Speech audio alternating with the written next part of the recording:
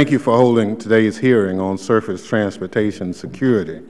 34 million people use the nation's rail and mass transit system each day.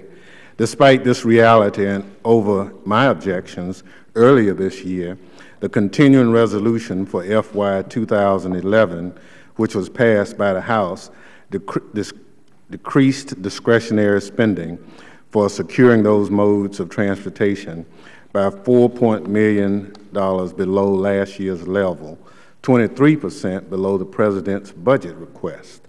Under this budget-cutting regime, the Transportation Security Program will be reduced by $50 million. While only about $1 for each rider, these funds purchase a great deal. Transit agencies use this federal money to hire law enforcement officers, acquire bomb-sniffing dogs, and install explosive screening devices. They also use this money to finance capital projects that keeps riders safe, such as hardening tunnels, installing surveillance systems, and establishing perimeter security controls. This $50 million cut will have an obvious and immediate impact on the security of transit riders. Unfortunately, Mr. Chairman, this funding cut is not the only problem facing the Transportation Security Grant Program. In 2009, GAO found that TSA had failed to incorporate vulnerability information in the program.